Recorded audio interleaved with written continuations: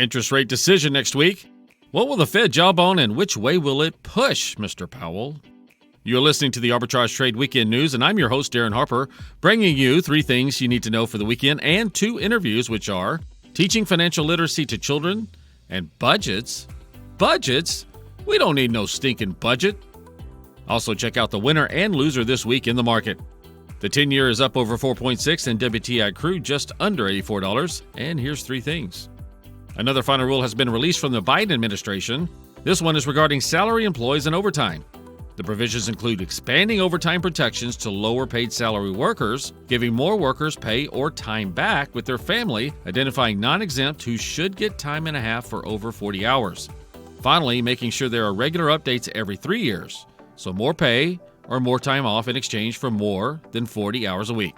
Inflation rose to 2.7, which is higher than expected in March. Some economists are saying that inflation is getting very sticky and broad-based. The rise is being blamed on the cost of oil for now. Nothing has changed in April, so expect that to be an issue for the next reporting period. Oil, that is. All of these narratives and numbers are, if you believe the reports. Let's talk about bigs for next week. Sunday is actually National Superhero Day. Just thought you should know that. No financial news. Monday, International Dance Day, by the way. It's German CPI and China Manufacturing PMI. Tuesday is the National Bubble Tea Day. I do these just for your entertainment. More importantly, German GDP, Eurozone CPI, Chicago PMI, and Consumer Confidence Release. Wednesday, it is School Principals Day. It's Labor Day for many markets around the world.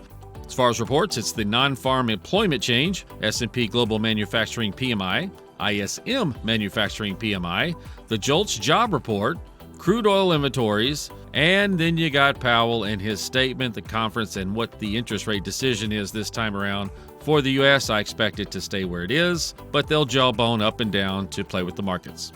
In my opinion, not a financial advisor. Thursday, it's initial jobless claims, and then Friday, it is Sun Day.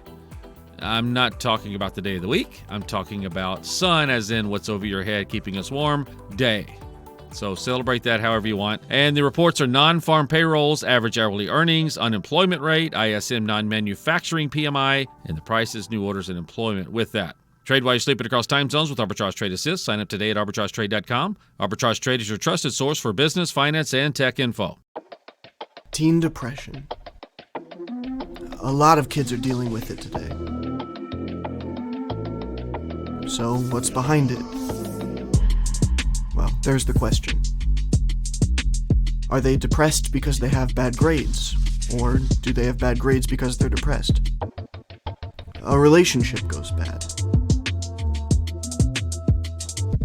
Getting bullied. Maybe there's more than one reason. Maybe there's no reason at all. Whatever's behind it, teen depression can be overwhelming and isolating. But it doesn't have to stay that way. If you're feeling off your game right now, it's time to jumpstart your comeback. Time to take charge and take the first step. Visit yourlifeyourvoice.org. You have the strength to turn things around. Make your move. Hey, Caroline. Teacher Caroline, how are you doing? Doing well, Darin. How are you today? I mean, I don't know why I just addressed you like that. I haven't been called teacher in a couple of years. But you still teach. You never stop teaching, right? Never stop. Never That's stop right. learning, never stop teaching. You can never get out of the mafia, and you can never stop teaching. Right. It shouldn't be together. So your blog this week was teaching financial literacy to children because it's part of what month? This is National Financial Literacy Month. So there you go. So we need the teachers out there. Absolutely. You thought you were retired, but you're not. Never. Well, yeah, I mean, and speaking of teaching, only 23 states require like a personal finance or a financial literacy type class. I thought all schools did that because I went to a local school here, Harding Academy, and we had home ec class. Okay. It was not one that I elected to take, but it was there. Right. And so now you're saying less than half the states teach kids about financial literacy. Less than half the states require it. So it could require it, right. Okay. So, the 2 different schools I've taught at offered it, but it was not a required course. Oh, there's levels to this. Yes. Okay. Yes. So we'll never know really how many kids are being... As few as possible because they want to take an extra PE, not financial class. That's what I'm saying. There's so much energy now being spent to let's teach them about and but not financial literacy. It's like priorities seem to be yes, crazy. Or maybe, and I think I talked to Royce about this, which his blog was on budgeting, so these kind of go hand in hand. Oh, they do, for yes. sure. But it was like maybe those that have money don't want kids to know how to handle money because then they may not do it the same way that the funds want them to do it. I don't know. Conspiracy hat theory. So give me, you talked about needs versus wants. Yes. So let's expand on that. So, I have a son. He's now 9. But when he was younger, he'd say, oh, I need this Lego set. Well, do you need it or do you want it? And so it can start pretty young, 4 or 5 talking about that kind of thing. Yes, my kids didn't like that either. Yeah. Especially when you're in the store. Right in the middle of the aisle.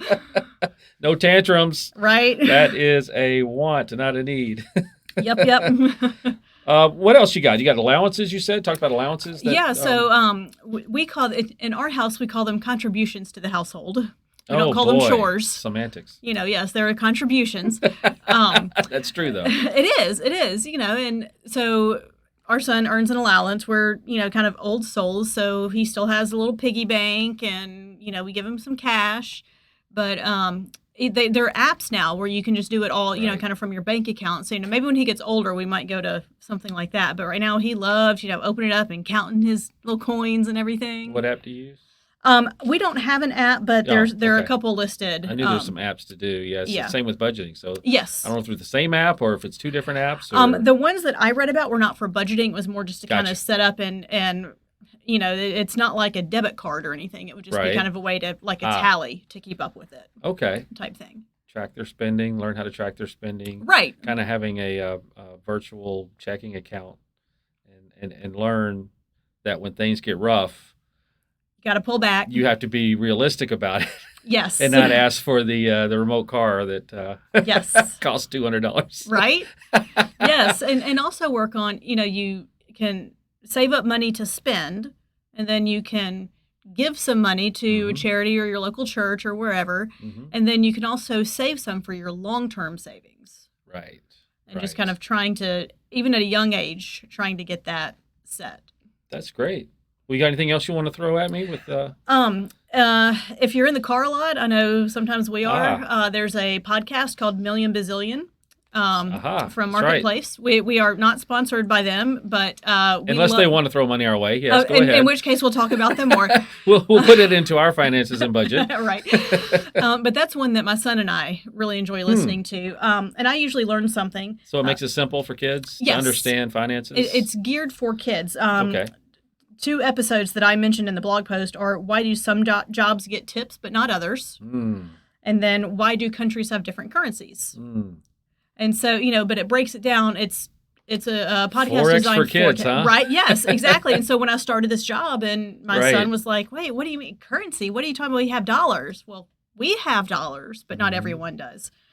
And kind of going back to budget, pulling back with Royce's, especially when kids get older, don't be afraid to have conversations with them. Hey, money's tight right now. Parents often worry that it'll cause more stress and anxiety, but actually kind of holding it in and then wondering, well, what's going on can actually cause more anxiety in the end. And it also teaches them that it's okay to talk about it and it's okay to have slim times, and here's what you can do about it because it's going to happen to everybody. So knowing how to react when you have money and when you don't have money. Exactly. And the reality of being honest about it and open about it so that people aren't hiding accounts and stuff like that, and just everybody knows the direction that the family's going in and can jump on board. And that you're all working for the same goal. Exactly. Well, that's awesome. Is anything else with? You bring such good notes every time. There could be another note down there somewhere. Well, I'll just send people to the blog and let them read it for themselves. How's that? A good idea on the website, which is arbitragetrade.com, and look for blogs. And again, we thank you every time you come in and give us expertise with your teaching expertise. Thank you for inviting me to the studio. That's right. All right. If you'd like to read about that again, go to arbitragetrade.com/blogs. And we will talk to you again next week. Yes. Caroline. And we'll end Financial Literacy Month next week. Oh. Thanks, Caroline. Thank you. Hi, we're the Goo Goo Dolls. We're fortunate that we can give our daughters everything they need to grow and learn. But not every child can focus on classes and play dates. Nearly 13 million kids in the U.S. face hunger. That's 1 in 6. School lunch might be their only meal each day, and it's heartbreaking to imagine any child going to bed hungry. We're dreaming of a perfect day when kids can smile, play, and just be kids without worrying about where their next meal will come from. Feeding America is working to make that perfect day a reality. Each year, the Feeding America network of food banks rescues billions of pounds of good food that would have gone to waste. That food is given to families and children in need. Being a kid should be about doing things that make an ordinary day extraordinary. Learning to play an instrument, building a sandcastle, hosting tea parties. Hunger should never be an obstacle to growing up. You can help end childhood hunger in your community by visiting feedingamerica.org. Brought to you by Feeding America and the Ad Council.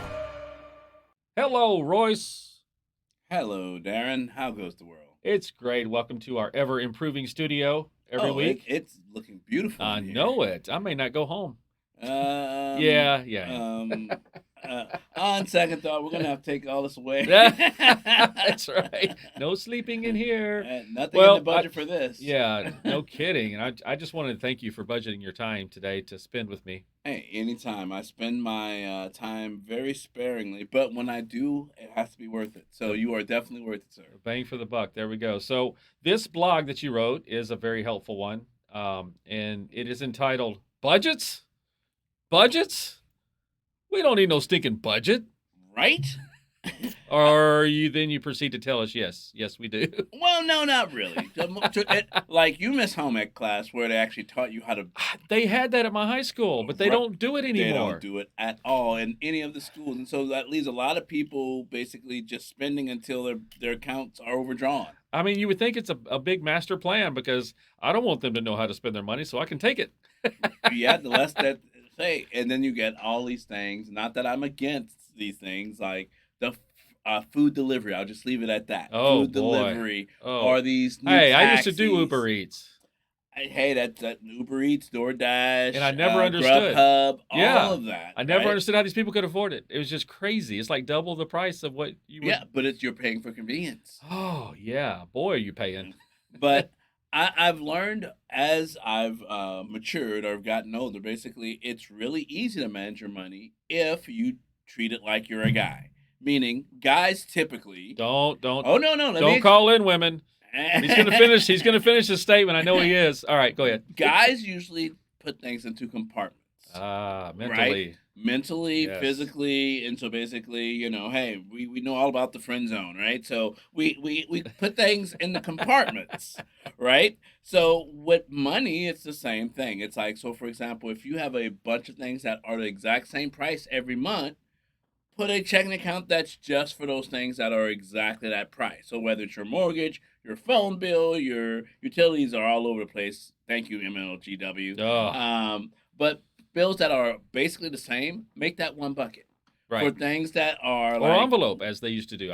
Dave Ramsey was an envelope guy. Yes, but and also, like, for example, your entertainment money, only take out so much per week. Yes. So as you get to the end of the week Yes. and you start to run out of money, hey, that's it. I can't spend anything else. Be honest. Right? Right. Here's half my paycheck for entertainment. I've got it. Oh, no. And also, if you're willing to pay your mortgage, you're willing to pay your phone bill, you're willing to pay all these people, why aren't you paying yourself? Exactly. If you look at savings, like paying yourself, like I'm going to pay myself $50 a week. That's $50 that's for me, for nothing else. I'm not giving it to Uber Eats. I'm not giving it to DoorDash. I'm not giving it to my mother, my sister, my brother, anyone. That is mine to do what I want, whether it's to do vacation or whatever. Yep.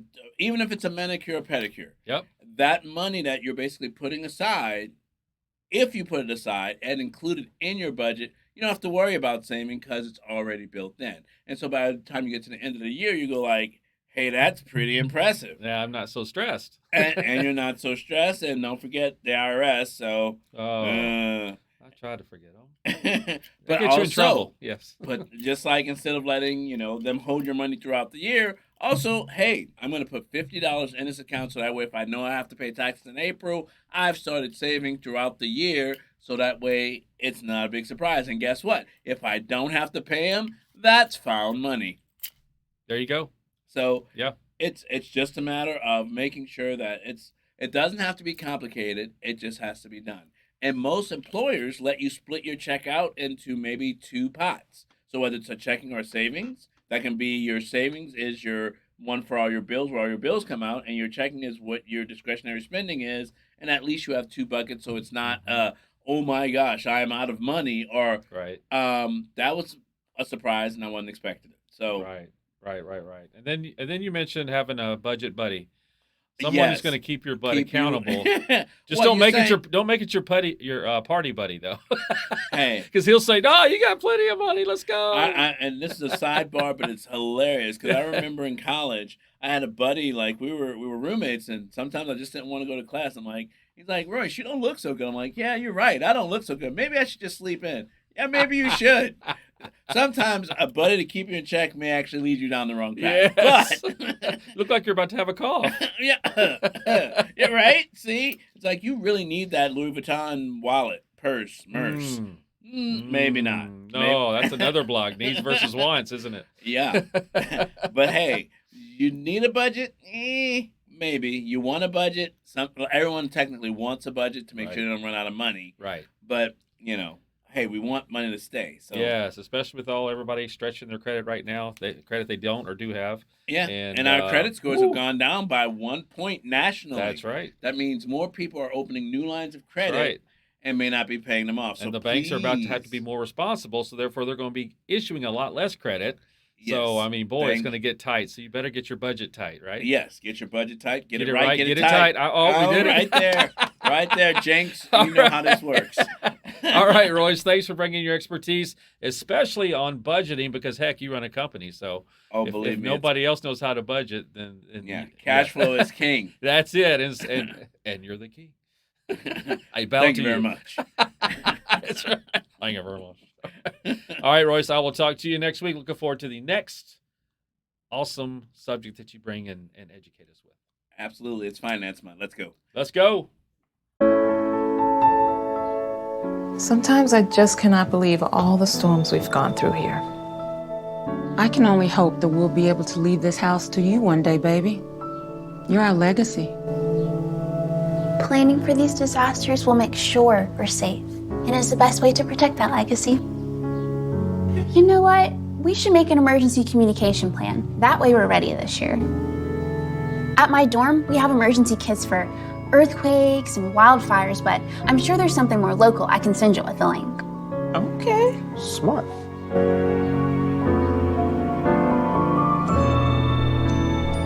Protect your legacy. Visit ready.gov/plan for the tools and tips you need to start your emergency preparedness plan today. Brought to you by FEMA and the Ad Council.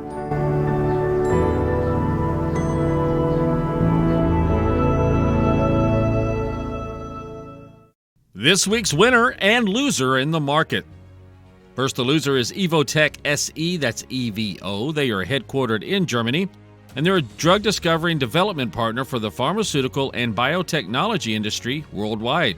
EVO opened the week at $7.35 and then by Tuesday plummeted down to as low as $4.88. The dive was due to a cloudy outlook after naming a new CEO. Their 52-week high is $13.49, and the low was only a penny less than where it hit at $4.87. The winner is Matterport Inc., that's MTTR. They're headquartered in California, and on April 22nd, Matterport stock opened at a price of $4.05, way above its Friday 19th closing price of $1.74. Then the stock soared to a high of $4.99 Thursday.